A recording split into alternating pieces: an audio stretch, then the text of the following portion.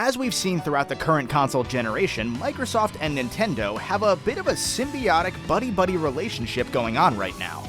The former has been willing to share some of its exclusive properties and published titles with the Switch's audience, games like Ori and the Blind Forest, Super Lucky's Tale, or Cuphead. And Switch owners in turn have bought these games up in even greater numbers than Xbox owners did.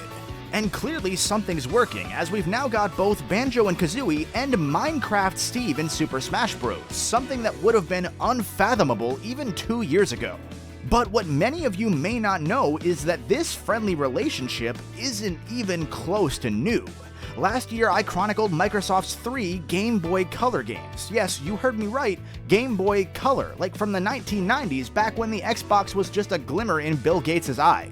And the first Xbox game on a Nintendo system wasn't Minecraft, it wasn't Cuphead, it wasn't Ori, it wasn't any of those. It came out over 17 years ago on the Game Boy Advance, and it's not a game you'd expect to be the first Xbox anything really, which might be the most fascinating part.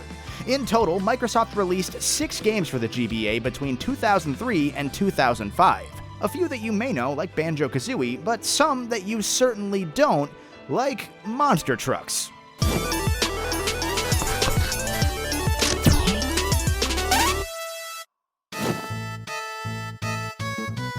Monster Truck Madness is an August 2003 GBA adaptation of the 1996 Windows game of the same name.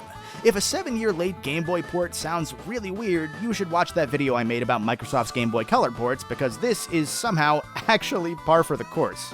I'll be frank here, I have no idea why this game exists, considering that the main run of Microsoft's Madness series of racing games ended in 2000 after 2 games each in Monster Truck Madness, Motocross Madness, and Midtown Madness. Nowhere in my research could I find a good reason either, but I do have 3 educated assumptions, and it very well could be a combination of any of these 3. 1. This was a fashionably late tie-in to 1999's Monster Truck Madness 2, a game that Microsoft actually also released on the Nintendo 64. Not only would that be, as far as I can tell, Microsoft's first console video game, they co-published it with Rockstar Games. I can't make this up, and now that I've found this out, that's another video I've got to make apparently. 2, and this is a bit of a long shot, Monster Truck Madness on the GBA is an attempt to tie into the Xbox-exclusive Midtown Madness 3, which released a few months prior, or, most likely, 3, when THQ signed on to publish GBA games for Microsoft, we'll touch on that story in a moment, they looked at the latter's catalog of games and reached out to developer Tantalus, who had worked on a years-late GBA port of an off-road racing game the year prior. Whatever the reason may be, we got a visually solid, but otherwise very bland video game out of it. Monster Truck Madness as a video game is a very bare-bones experience, the textbook definition of bog-standard bargain bin shovelware. The entire meal here is just racing across 10 different tracks with about a dozen different monster trucks, each truck having its own slightly tweaked vehicle appearance and stats. Every truck also has its own custom horn noise that usually rips off and perfectly loops a well-known pop culture theme. For example, we've got the Batman theme, the X-Files theme, and my favorite, the Six Flags theme. I'm not quite sure about this one though. I'm not embellishing when I say that trying to loop the horn perfectly by timing your R button presses is the most fun part of this game. Like, the game controls fine, it's a bit slippery, but it's what you'd expect driving an all-wheel drive truck with 5-foot-tall tires. The problem is that fine doesn't cut it when racetracks are each 3 to 4 minutes of mostly bland, mostly empty road, with some of the 3-lap tracks taking up to 5 minutes or more. And since you can't play past the easiest difficulty without beating every track on that difficulty first, this means that you'll be spending several minutes driving miles ahead in first place, only hearing the sound of your engine running, and if you choose to do so, the musical backdrop of your truck's horn, and the occasional which is activated by the L button. There are some Mario Kart-styled power-ups to try and spice up the gameplay and track design, as well as a rampage meter that fills up as you run over obstacles on the course, but good luck finding enough things on most tracks to actually fill up that meter. Even when you do, it's just temporary invincibility and a speed boost, a Mario Kart Power Star. After 20 to 30 minutes, there's no reason to ever touch this game again. But while it fails to be a fun game, it's as a tech showcase that Monster Truck Madness starts to stand out a bit from the crowd of GBA racing games, mainly thanks to the 3D truck models. For one, it's a 3D model in a GBA game, and in a GBA game that doesn't run like complete garbage, that's rare enough as it is. But as you collide with other racers and obstacles, your truck will show damage, the metal frame contorting into one or two different positions depending on how much you've hit. For this to happen in real time without any performance hiccups is impressive given the system's limited power, especially across the handful of truck models that we've got here. The 10 racetracks do a pretty solid job of holding together without a ton of distracting pop-in too, well, keyword there being distracting. There's a whole lot of pop-in on these sprite-based backgrounds, but it doesn't end up hurting my eyes even when I'm outputting this on a screen orders of magnitude larger than Tantalus ever anticipated, so I would count that as a plus. Tantalus would eventually modify this same engine to make fully 3D GBA racing games like Top Gear Rally, so those issues would be ironed out, just not in this game. All in all, for a game that I can only assume was made in a couple months, I would say it's a pretty graphically impressive release, if nothing else. Again, though, there truly is nothing else here. Just a month after Monster Truck Madness, THQ published its second Microsoft GBA game, and this is one of the games that led to that THQ-Microsoft partnership in the first place. That game is Banjo-Kazooie, Grunty's Revenge. Banjo's leap onto the handheld scene was first revealed at E3 2001 in the lead-up to the Game Boy Advance's North American launch the following month. In fact, developer Rare had prepared a whole swath of GBA games for the trade show, including a portable sequel to Diddy Kong Racing, a puzzle game called Donkey Kong's Coconut Crackers, and a reboot of the studio's classic Spectrum title Sabre Wulf, along with other GameCube games like Star Fox Adventures, Cameo, and a separate Donkey Kong racing game, with GBA ports of the Donkey Kong Country trilogy being revealed not long after. To say that Rare had its hands full here is a bit of an understatement, but the studio had always been able to manage up to a dozen titles in simultaneous development, so there was no reason for anybody to be concerned, right? We'll come back to some of these games later, but for now, let's focus on Grunty's Revenge. Originally in development in 1999 for the Game Boy Color as Grunty's Curse, the original 2D side-scroller concept was shelved until the team revived it for the GBA as Grunty's Revenge, a top-down collectathon that would attempt to more or less capture the spirit of Banjo-Kazooie and Tooie. Grunty's Revenge would even bridge the gap between the two, acting as a fun but unimportant midquel that would tide people over until the inevitable Banjo 3. I just got really sad, and I'm not sure why. I'm gonna quickly jump through the part of this story that all of us know by now. All of Rare's plans were immediately upheaved on September 24th, 2002, just a day after the launch of Star Fox Adventures, when Microsoft announced that it had purchased the studio and all of its properties for $375 million. Nintendo naturally retained the rights to its own properties like Star Fox and Donkey Kong, the latter of which, well, you saw Rare's development lineup, that caused some issues. Donkey Kong Racing was immediately cancelled, never to be seen again. Diddy Kong Pilot and Donkey Kong Coconut Crackers were both thrown up in the air since Nintendo wasn't going to let a Microsoft company work on new Nintendo games, and this also meant that there was even uncertainty about the future of the GBA's Donkey Kong Country ports. However, since Microsoft clearly saw before the purchase that Rare had made a significant pivot into the handheld market, and since Microsoft had no interest in getting into that handheld market, the company allowed Rare to finish up development for its handheld games. After all, canceling them would have accomplished nothing, at least by finishing them they'd be making some money. So despite the messy circumstances, Rare and Nintendo did continue working together to release the DKC trilogy on the Game Boy Advance since those were close to finished. Meanwhile, Microsoft worked out an agreement with THQ to publish the non-Nintendo titles, with THQ somewhere along the way grabbing two non-Rare games from Microsoft's catalog as well. Since the Donkey Kong Country games aren't Microsoft games, we're not going to be talking about them any further past this point. DKC 1 landed in June 2003, and Grunty's Revenge would lead off Rare's 4-game GBA lineup in September. If you've ever heard or seen anything about Banjo's GBA platformer, you'd probably think of it as that weird top-down game that can't really be that fun to play, and you'd be half right. It's definitely a little bit weird at first. Just watching gameplay over the years had me convinced that this would be an unwieldy mess. That's why I'm so shocked to say that I kind of loved Grunty's Revenge. It finds a way to capture, or at least scale down, the core mechanics and feel of Banjo-Kazooie onto a 4-button handheld and do so without any of its cutbacks feeling significant. Grunty's Revenge features 5 main worlds with an expanded spiral mountain as the overworld, each of which contains 10 jiggies and 100 notes to collect, empty honeycombs to expand Banjo's health, a number of molehills where Banjo will learn or relearn abilities. We've got mumbo transformations, trademark snarky humor, ekums and bokums, and grunts for text. It's genuinely a Banjo-Kazooie game right down to the quirky soundtracks, and it's positively fascinating. Grunty's Revenge starts off sometime after Banjo-Kazooie, but before Tooie, with Gruntilda's henchman Klungo still trying to move the boulder that crushed the witch at the end of the first game. His solution is to create a robotic mecha Grunty that Grunty's ghost can enter and operate. After doing so, Grunty kidnaps Kazooie and goes back in time, with Mumbo sending Banjo back to rescue his bird-brained friend. From here, Banjo explores the past version of Spiral Mountain, collecting Jiggies to unlock paths to each new world's portal, just as you'd expect from a Banjo game by now. Collecting notes also allows Banjo to learn new moves from Bozai the Mole, so very quickly we've got Banjo's backpack attack and roll, Kazooie's Talon Trot and double jump, the duo's air attack and high jump, essentially every iconic move in the Bear and Bird's arsenal. And they're all recreated as perfectly as you can ask in this top-down style, from their timing to Kazooie's. And the gameplay loop, at least to me, was just as addicting as the original Banjo-Kazooie, which I can't stress enough how impressive that is, considering I went in expecting this game to be okay at best from everything I'd ever seen and heard about it.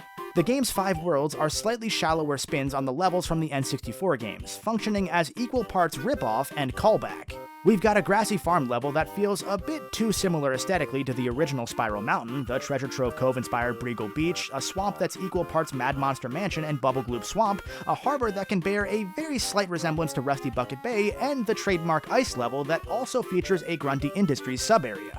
Although they're a bit derivative as overall world gimmicks, each one has 2 or 3 large and distinct screens that do a good job of creating landmarks and separating the sections from one another.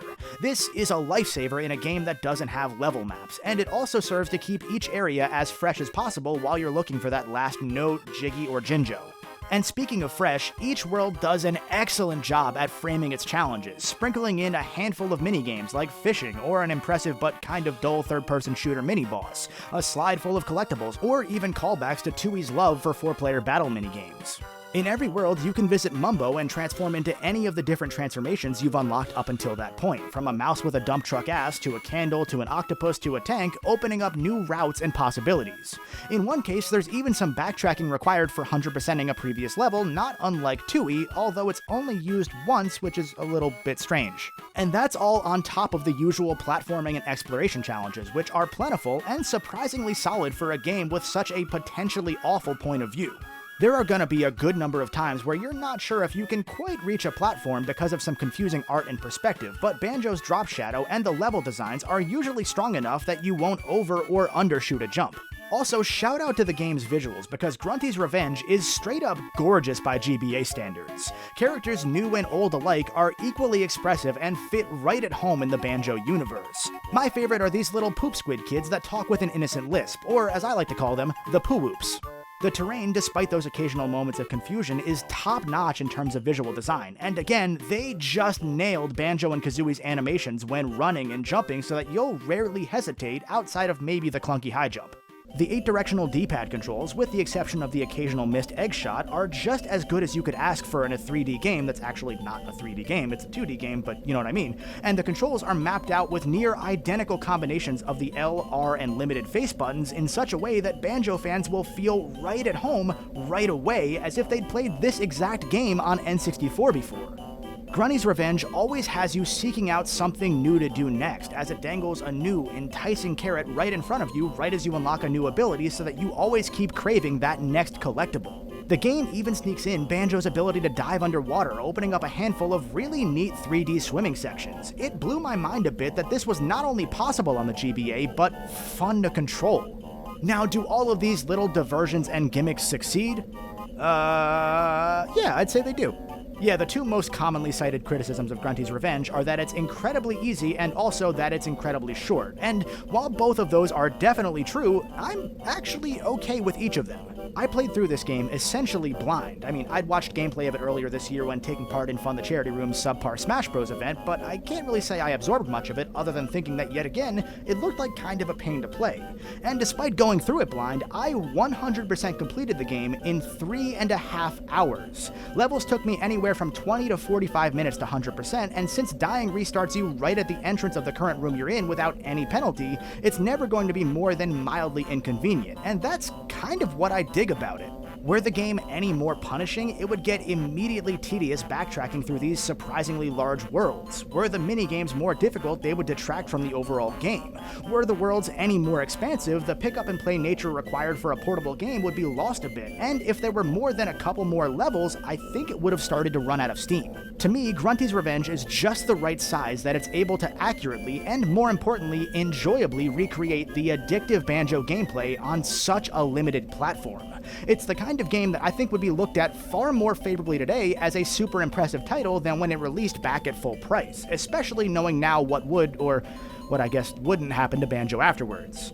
By Banjo standards, it may not be much that's special, but by GBA standards, I think I would put it really favorably next to some of the handheld's most interesting games. That makes me a little bit sad, both because it's the final classic-styled Banjo game that we've ever gotten to date, and because this is without a doubt the best Microsoft game on GBA. It's all downhill from here, folks, even if we do have a couple of gems left. From what might be the Game Boy Advance's strongest top-down platformer to what's likely one of the weakest, it's 3 games in that I get to talk about the very first Xbox game on a Nintendo system, which launched less than 2 weeks after Grunty's Revenge. What an odd world. No, like literally, we're talking about the 3rd game in the Oddworld series, Munch's Odyssey. After the first 2 Oddworld games were PS1 exclusive, Munch's Odyssey's development was moved from the PS2 to the Xbox when Microsoft picked up exclusive publishing rights. That's right, the first Xbox game on Nintendo was actually from a series mostly associated with PlayStation. God. The console version was one of the Xbox's 19 launch games in November 2001, along with such hits like NASCAR Heat 2002 and Shrek. There, it's October. I did the Shrek thing. You can shut up now. I hope you're happy. Why Munch's Odyssey came to the GBA almost 2 years later in September 2003, again, I really cannot say, but I can say that this version is just awful. Where Grunty's Revenge absolutely nailed the game feel of a Banjo game despite having solely a D-pad, the movement in this Oddworld port is just stiff and gross, and that's saying a lot because I already didn't like how the console version of Munch's Odyssey controlled to begin with. If you so much as roll your thumb off the D-pad even slightly, either by accident or to try and shift directions to more of a diagonal, your character will completely stop, forced to face the new direction first before moving. It sounds like tank controls when I word it this way, but it's actually somehow worse than tank controls, and I hate tank controls. And both of the playable characters, Abe and Munch, move insultingly slowly through some lengthy levels and terrain. Munch especially plods across land on his weird 1-foot hand thing, taking several seconds to even cross a small room. I just cannot fathom how this was approved. I can only assume because the game is only a couple hours long even with the characters moving through molasses, so if you moved at regular speed it'd be done in a single sitting. Now, to be fair, Munch did move insultingly slowly in both the Xbox version of his Odyssey and even the PS3 remaster. It's just kind of this game's thing to actively assault your patience while you play. Movement speed aside, the rest of this GBA version would be a still pretty bad but at least somewhat faithful version of Munch's Odyssey, except that the level design is also just plain bad. In both the console and handheld version, you'll be controlling Abe and/or Munch as they guide other creatures through this factory, using telekinesis to make those creatures solve puzzles, attack enemies, the usual Oddworld lemming style that fans of this series love. But the handheld version loves to make you throw your computer-controlled lemming buddies up to and down from ledges because they're afraid of heights, even more so than the console version already did this same thing. And did I mention that the slow movement speed and clunky controls can often get you attacked, and that death resets you back to the start of the level, making you slowly walk all the way back to where you were, and that this game doesn't even have a battery save, it uses passwords because apparently this is a PS1 game more than an Xbox game? Yeah, that all exists. The console version had saves, it had forgiving checkpoints. I'd like to think there was some technical reason why the GBA couldn't, but Grunty's Revenge could permanently save every collected note, which the N64 version of Kazooie failed to do. The next game on this list has checkpoints. I don't get it. Oddworld as a series can often get tedious like this, and it makes the games a bit hard to recommend to many kinds of player, but I've not experienced an Oddworld game half as offensively tedious as this port. As bad as this version may be, Munch's Odyssey permanently has a place in history as the first Xbox game on a Nintendo system, but you probably won't see Phil Spencer talking about that all that much. Now, the order in which these games released incidentally leads to this weird compliment sandwich about top-down platformer design in GBA games. That is a brand new sentence, oh my god. Because we get to jump from the great Banjo-Kazooie to the awful Oddworld to another pretty solid attempt by Rare. Actually, the rest of this list contains only Rare games going forward. In March 2004, the studio released the half top-down, half side-scroller reboot of a game that most of you are too young and too American to remember, and frankly a game that I'd be too young and too American to remember too if I weren't an absolute dork about random history, Sabre Wulf. The original Sabre Wulf is often considered one of the seminal games in British gaming history, along with much of Rare's early lineup back when they were still known as Ultimate Play the Game. The 2004 reboot is nothing like that game though, instead functioning as a cute little puzzle platformer by day and a light top-down adventure game by night. Playing as Saberman, you'll explore a series of hub worlds and talk to villagers for some hints and small side quests, all while searching for a number of caves inhabited by the titular wolf. I said seminal and titular in the same take and I didn't laugh. I'm proud of myself. Fuck! Once you've conquered every cave in an area, you'll play a time stage next to destroy one of the evil Dr. Dolittle Good's labs and capture one of the 8 amulet pieces that will reseal Sabre Wulf in a statue and save the people from its terror. It's a cute premise for a cute game. Each level will jump into a side-scrolling perspective, challenging the player to make their way to the end to find Sabre Wulf. Saberman can't fight though, and he's only got one hit unless you find some armor to give him another one. Instead, over the course of the game, you'll find different animal buddies that can destroy enemies and obstacles, bounce you over them, function as a small platform, and many, many more. Essentially, the first half of these bite-sized levels is a puzzle, challenging you to use your arsenal of animals effectively to reach the end without dying. But then, when you do reach the end and Saberman grabs the treasure that Sabre Wulf is guarding, the wolf wakes up and chases him. So you've got to run backwards through the same level with the hazards and enemies removed, fleeing from a beast that's faster than you, trying frantically to fake him out, hoping that you remembered the level design well enough to get back successfully. It's a really neat 1-2 punch that fits the GBA's portability so well. And even if you fail in the second half, the game will checkpoint you right back to the start of the escape section.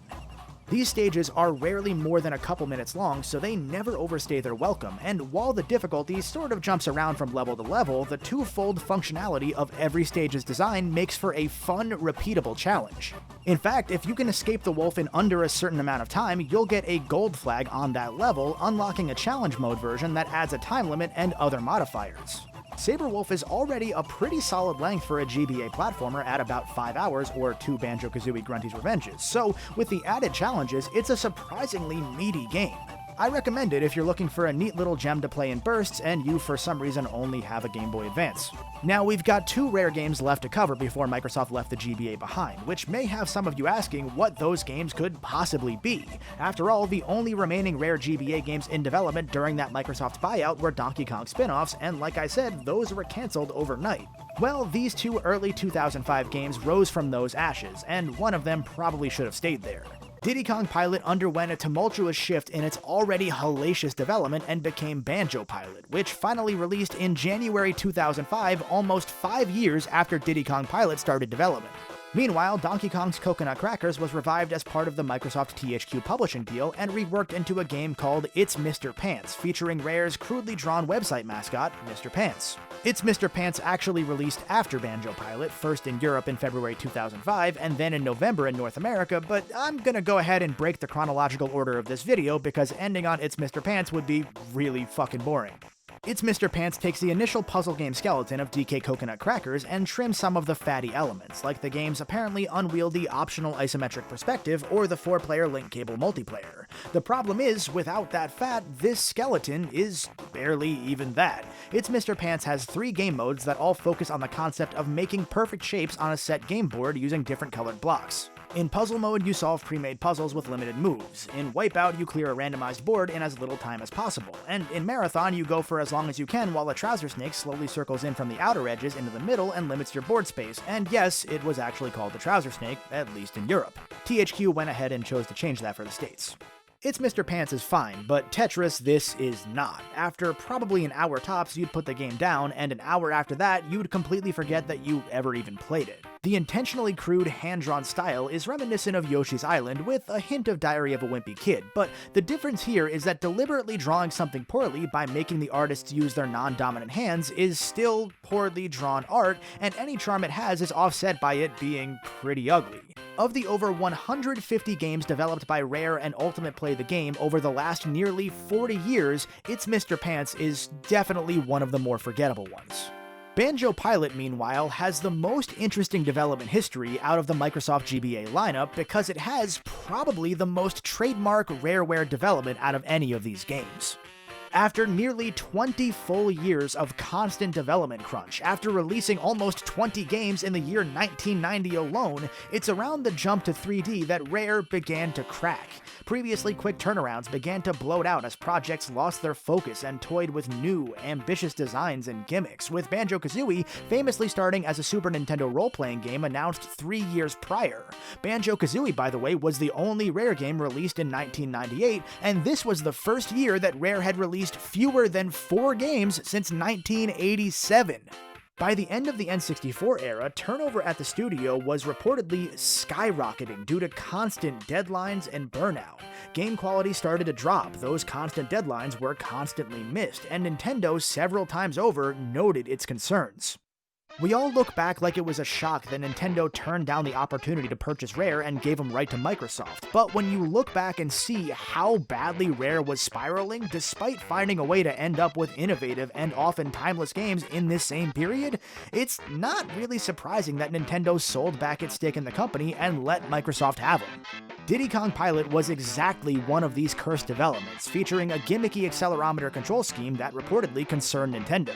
Despite the initial aim of an early 2002 release, Diddy Kong Pilot was pushed back due to being unfinished and unpolished, and then, right when it was near completion, it was canned entirely when the Microsoft buyout happened.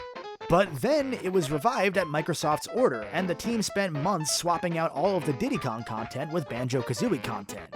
At this point, it's late 2003, and the game has been in development for somewhere around 3 years, most of the GBA's lifespan, and a ridiculous amount of time for a GBA game, and a simple racing game at that. But oh boy, no, we're not done yet. Remember, this game came out in January 2005, and at some point during the changeover from Diddy Kong Pilot to Banjo-Pilot, Rare decided that they would drop the flat sprite-based visual style and go for a completely 3D game using voxels for the character models and building up actual depth in the terrain.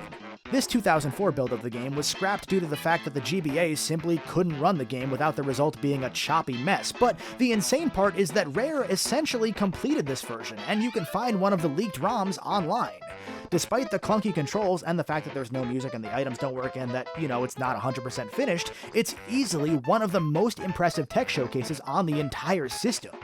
Mercifully, though, this experiment didn't end up being the final version, as Rare jumped back to the original Mode 7-styled gameplay and fleshed it out before its final release. And despite the ridiculous development this game has had, it actually turned out pretty well. Banjo-Pilot features 9 characters and 16 unique tracks, as well as mirrored versions of each of the tracks like you'd expect from a cart-styled game. These mirrored tracks even have a greener, darker backdrop as if Gruntilda afflicted them with a curse. In an attempt to tie into Banjo-Kazooie's penchant for exploration, 4 notes are placed on every track, which will multiply your payout after the race is over, and then you can use these payouts to buy new characters and other unlockables. It's a neat little spin on the usual cart game formula that helps expand the otherwise short and average experience. In terms of core mechanics, Banjo-Pilot is just an aerial version of Super Mario Kart or the GBA's Mario Kart Super Circuit, down to the standard kart game speed, invincibility, and red shell items. You can crank through both the regular and mirrored version of the Grand Prix in under 2 hours without much issue, so playing with the different characters or the really cool secondary modes is a treat. Even Grand Prix adds a little bit of spice, tossing in a really neat dogfight-styled aerial boss encounter after you win each of the 4 race cups. Unlike the voxel version of these fights, which took place in an open-world map kind of like Star Fox's all-range mode, in the finished version of Banjo-Pilot, these boss fights are linear affairs. Half the time you'll be shooting at your opponent from behind while dodging their bombs, or in Banjo's case, washing machines, and the other half the camera will shift to a front-facing angle as the enemy gets a chance to pop you a bunch of times with bullets.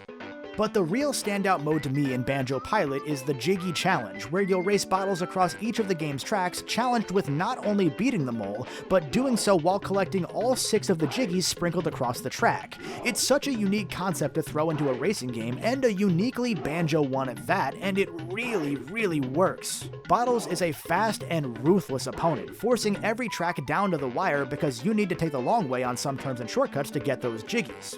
The Jiggy Challenge gives every track a new bit of life. It injects the game with a really great amount of challenge, and best of all, it does so without being unfair. It even tosses the Jiggy locations on the track map so that you're not blindsided like you normally are with the pretty rough pop-in on the notes in the regular races. I appreciate the amount of effort that went into not phoning this game in, especially after it was knocked down again and again. Based on the leaked beta ROM of Diddy Kong Pilot, which, by the way, also exists and also is nearly finished, they really could have just replaced the art and the assets with the Banjo ones and called it a day, and nobody would have really cared. Instead, this team at Rare, unaffiliated with the Banjo-Kazooie team that really just wanted to make a stellar Diddy Kong Racing sequel, went out of its way to make it accurate to the work of the Banjo-Kazooie team, to give the fans the game that they hoped would reach that high Banjo-Kazooie bar, and they ended up releasing what would unintentionally be the series send-off. Now that all said, the game certainly doesn't hold up to a labored 5-year development cycle, and considering it's currently the second to final Banjo game we've ever gotten as of right now, it's not hard to see why the game's lofty ambitions aren't appreciated as much as they could be. Just like with Grunty's Revenge, had Banjo-Pilot been just another diversion on the way to a proper Banjo 3, it would probably be looked upon today much more fondly, but since it's nuts and bolts that we got instead, both GBA Banjo titles tend to get shoved aside as part of the era of Rare's downfall. And while they definitely are products of that era, it's kind of a shame. And that's where we end our story, at least for today.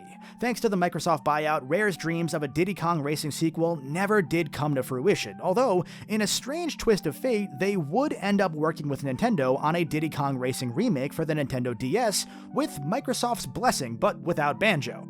In fact, Microsoft released even more games for the DS than it did for the GBA, but that'll be a story for another day. Like I said at the start of this video, this weird Microsoft-Nintendo corporate friendship runs longer and deeper than just about any of us tend to think. So the next time somebody says that Minecraft or Cuphead or Ori were the first Xbox games to make the leap to Nintendo, you can drop a 30-minute info bomb on them just like I did to you today. Except they'll probably walk away right around the time you start humming your own intro theme. Special thanks to all of my Patreon supporters for making videos like this possible in the first place. In particular, a shout out to my Golden Bolt and Silver Bolt tier supporters such as Goldstorm07, Wolf Chaosan, Matthew0606, and Buckles Chucklow. If you want to see your name on this list, get exclusive access to the Golden Bolt Discord, and much more, visit patreon.com/thegoldenbolt. Thank you. I should make an album.